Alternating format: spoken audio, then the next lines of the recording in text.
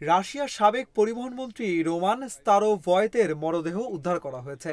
ঠিক কখন ও কিভাবে তিনি মারা গেছেন তা নিশ্চিত হওয়া যায়নি। রুশ তদন্ত কমিটি জানিয়েছে স্তারোভয়েত আত্মহত্যা করেছেন বলে প্রাথমিকভাবে ধারণা করা হচ্ছে।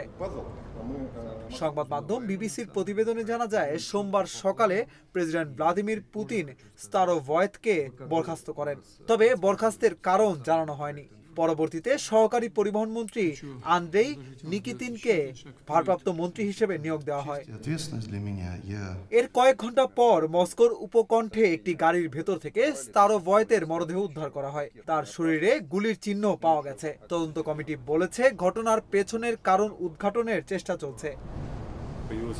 মরদেহ উদ্ধারের কয়েক ঘন্টা আগে ক্রেমলিন থেকে পুতিনের সই করা একটি আদেশ জারি করা হয়। তাতে রোমান স্তারোভয়েতকে মন্ত্রীর দায়িত্ব থেকে সরিয়ে দেওয়ার কথা জানানো হয়।